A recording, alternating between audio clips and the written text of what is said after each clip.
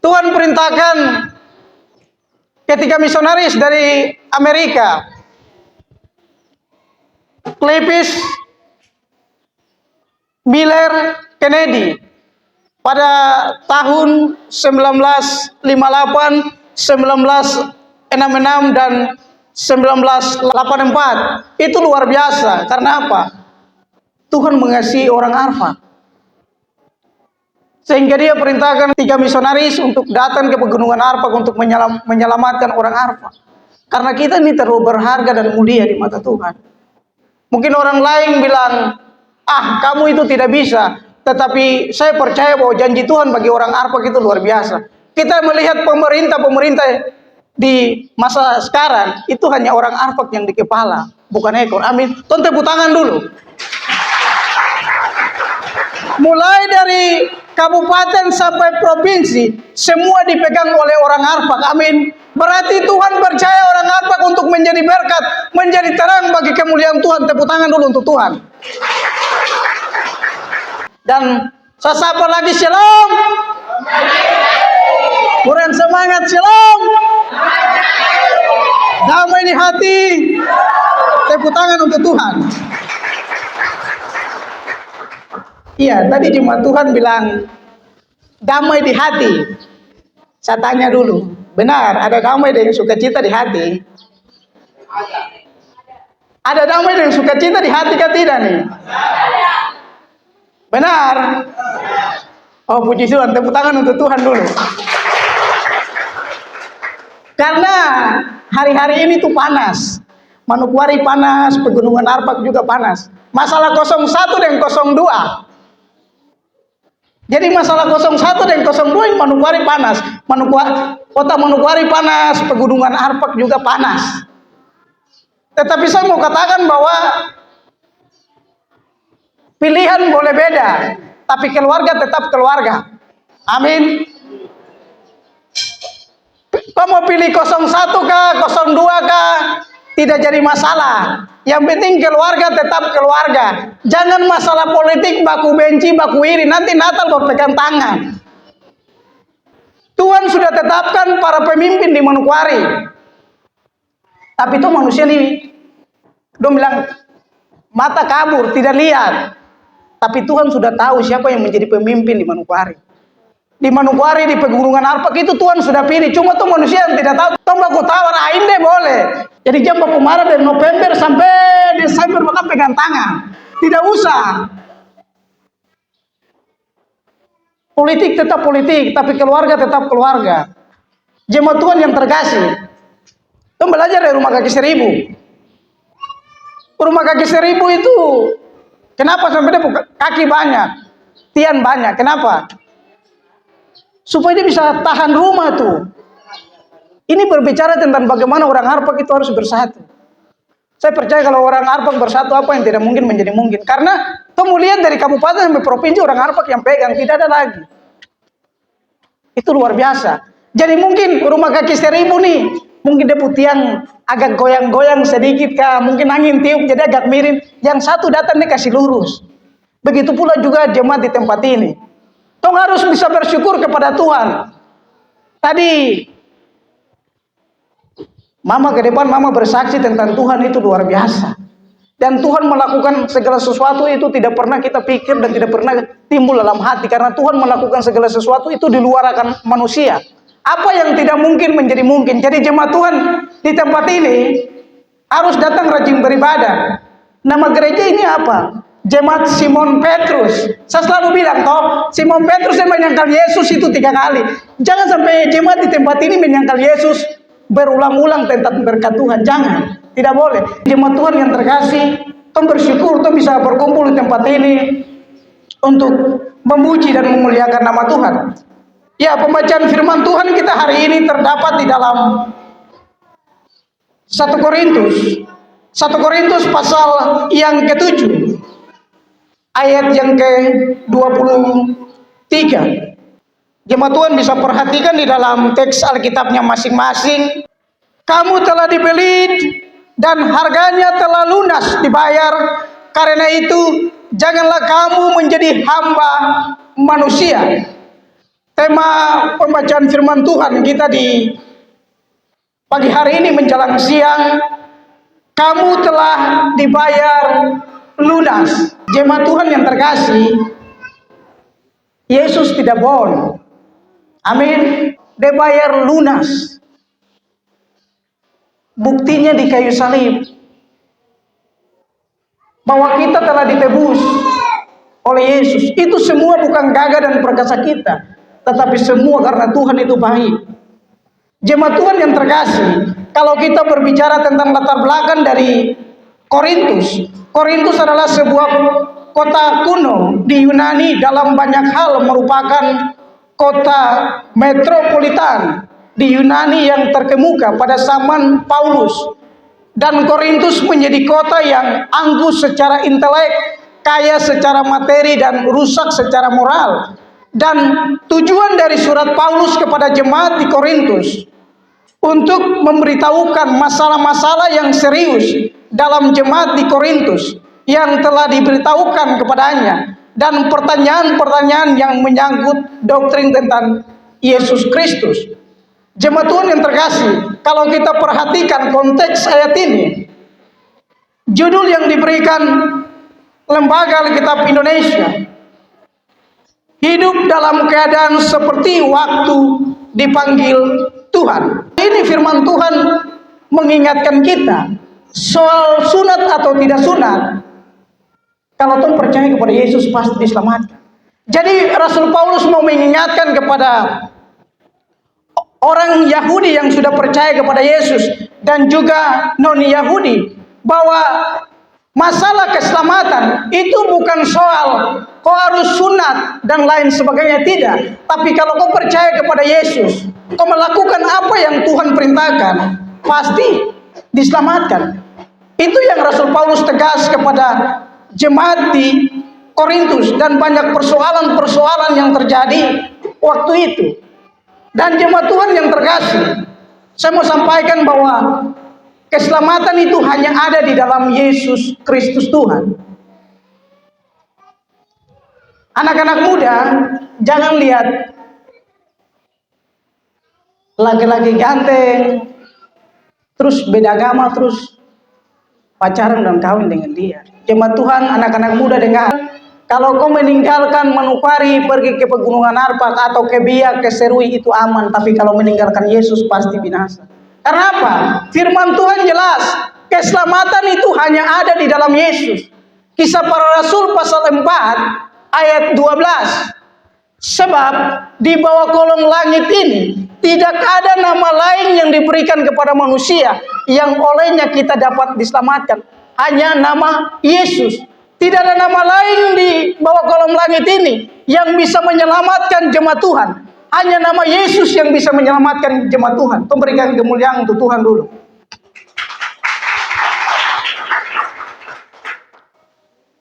Karena apa? Jemaat Tuhan dengan saya, kita adalah orang-orang berdosa. Tapi Tuhan tidak melihat sebesar apapun dosa kita, sedalam apapun dosa kita, setinggi apapun dosa kita. Tetapi ketika kita mau datang kepada Yesus, tangan Yesus yang penuh kasih, penuh berkat, penuh mujizat itu, dia akan menerima kita apa adanya. Ketika alih-alih tawar dengan orang-orang Farisi, mereka membawa perempuan yang berbuat zina. Mereka bilang kepada Yesus, menurut hukum Musa, orang yang berbuat dosa harus dilempari dengan batu sampai mati. Yesus bilang kepada mereka apa? Siapa yang tidak pernah berbuat dosa, lempari perempuan itu dengan batu. Mereka tahu bahwa mereka semua orang berdosa. Mereka jalan satu persatu pindah dari Yesus dengan perempuan itu. Dan Yesus berkata kepada perempuan itu, pergilah dan jangan berbuat dosa. Jemaat Tuhan, kalau saudara, misalnya saudara sebagai perempuan yang berbuat zina, mungkin yang tukang mabuk, merokok dan lain sebagainya. Kalau saudara ke orang-orang yang dekat saudara, belum tentu dia terima saudara. Saya ulangi, mungkin saudara bunuh orang, pemabuk, pesta pora, perempuan yang bersinah. Ketika saudara masuk di lingkungan orang-orang yang merasa bahwa dia kudus, pasti mereka akan membenci saudara. Sudah pasti. Tetapi Yesus rangkul perempuan itu, dan Yesus bilang kepada perempuan itu, pergilah dan jangan berbuat dosa. Siapa di sini yang tidak pernah berbuat dosa? Kita semua orang berdosa. Tapi kasih Yesus itu melampaui dosa kita. Amin. Tuhan tidak bisa membalas kebaikan Tuhan. Tuhan tidak bisa membalas apa yang Tuhan berikan. Saya selalu bilang, mau kasih persembahan perpuluhan, apakah bisa membalas kebaikan Tuhan? Tidak bisa. Karena anugerah yang Tuhan berikan bagi kita. Jadi jemaat Tuhan yang terkasih, kalau api di jemaat Petrus ini, api karena ada hujan sedikit, angin jadi kayu bakarnya tidak menyala baik-baik. Hujan rintik-rintik jadi api di jemaat Petrus ini, api tidak menyala besar. Mari bergandengan tangan kumpul api itu supaya semangat untuk melayani Tuhan itu ada. Semangat untuk datang beribadah itu ada. Karena apa? Tuhan harus datang bersyukur bahwa Tuhan itu dahsyat dan luar biasa. Jemaat Tuhan, di dalam Roma pasal 3 ayat 23, kita semua adalah orang berdosa. Kalau orang berdosa sudah pasti binasa.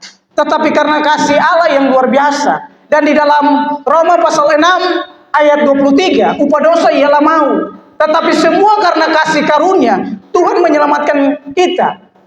Dan jemaat Tuhan yang terkasih, sebelum Yesus ke dunia itu sudah dinubuatkan tentang kelahiran, kehidupan, kematian sampai kebangkitan dan kenaikannya ke surga. Itu semua masuk dalam rencana Allah yang dahsyat dan luar biasa. Itu semua karena Tuhan yang sangat sayang dan cinta sama kita. Injil Yohanes pasal 3 ayat 16, karena begitu besar kasih Allah akan dunia ini, sehingga ia telah mengaruniakan anaknya yang tunggal, supaya setiap orang yang percaya kepadanya tidak binasa, melainkan memperoleh hidup yang kekal. Halo jemaat Tuhan, hidup yang kekal itu hanya ada di dalam Yesus. Di luar Yesus tidak ada keselamatan. Keselamatan itu hanya ada di dalam Yesus. Jadi jemaat Tuhan yang terkasih, jangan pernah meninggalkan Yesus. Kalau meninggalkan Yesus sudah pasti binasa. Keselamatan surga yang pasti itu hanya ada di dalam Yesus Kristus Tuhan. Yesus berkata di dalam Injil Yohanes pasal 14 ayat yang ke-6, Yesus berkata, "Akulah jalan dan kebenaran dan hidup.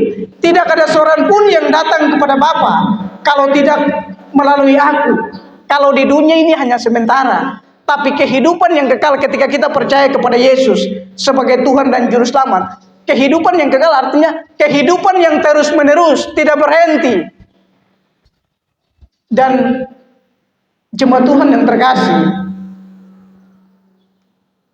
iman Kristen itu pasti tidak mudah-mudahan.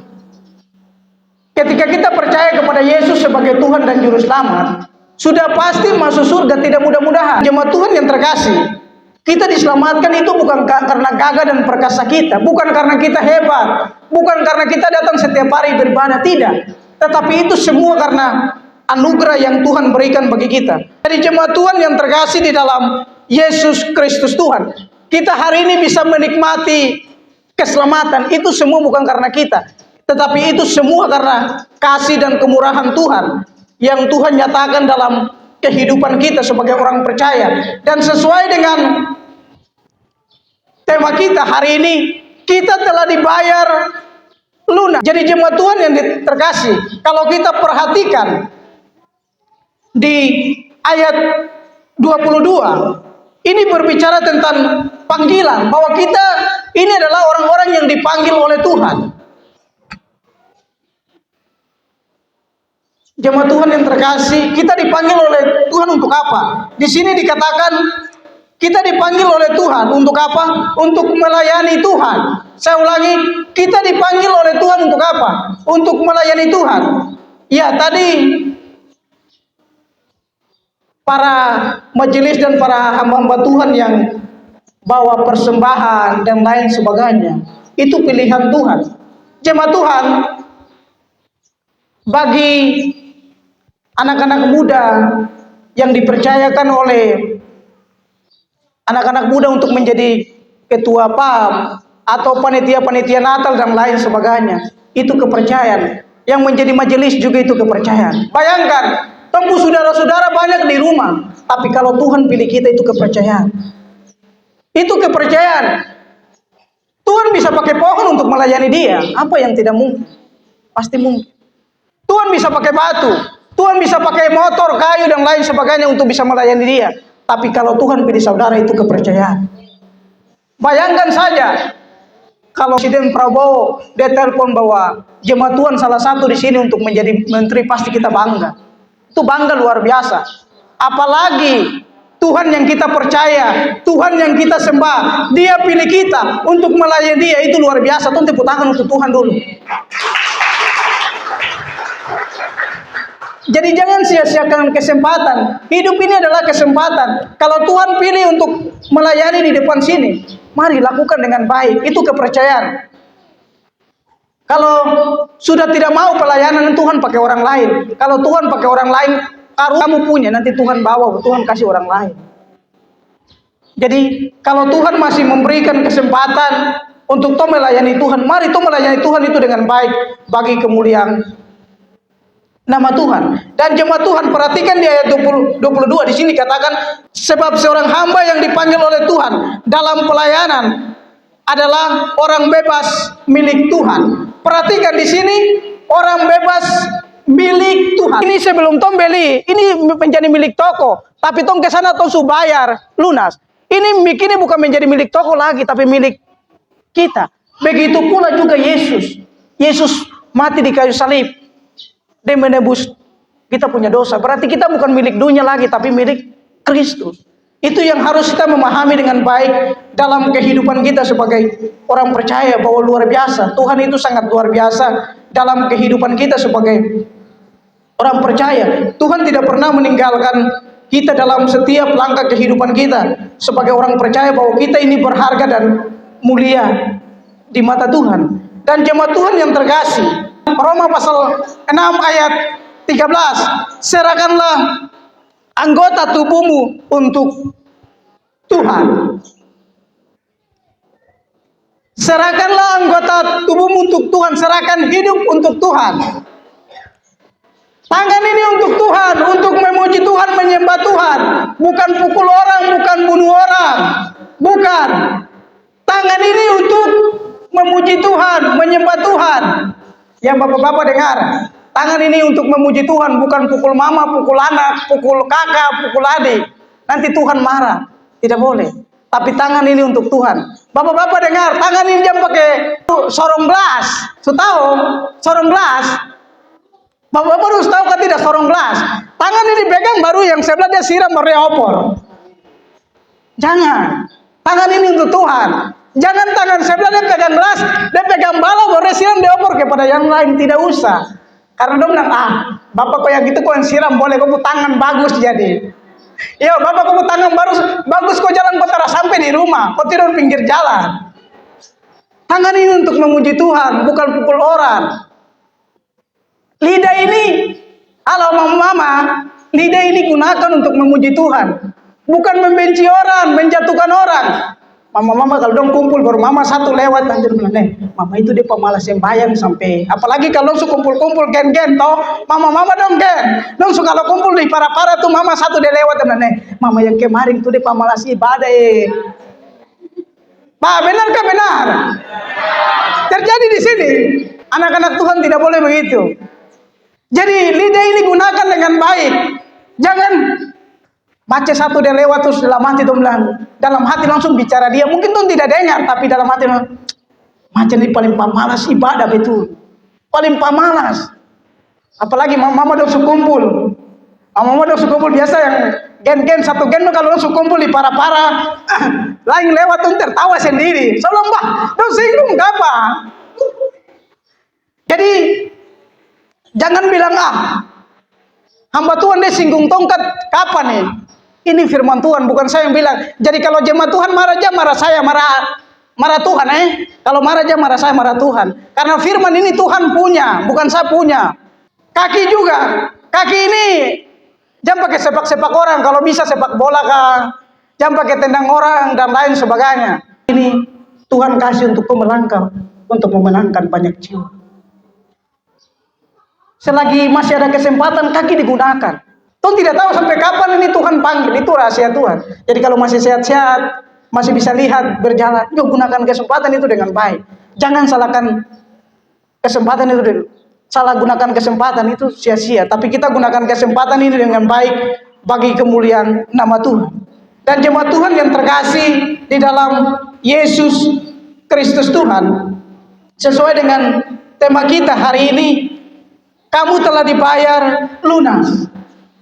Kematian Yesus di kayu salib untuk menyelamatkan kita sebagai orang percaya. Jadi orang-orang yang tidak percaya kepada Yesus sudah pasti binasa. Tetapi orang-orang yang percaya kepada Yesus sebagai Tuhan dan Juru Selamat, itu adalah anugerah yang Tuhan berikan bagi kita.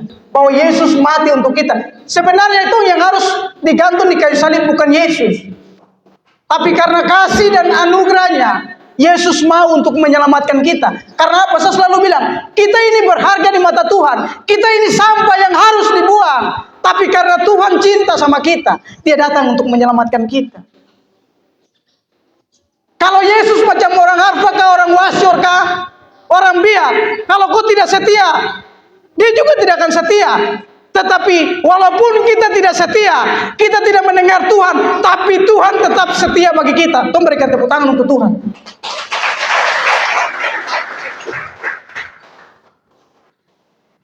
Tadi pagi, pasti kita jauh daripada Tuhan.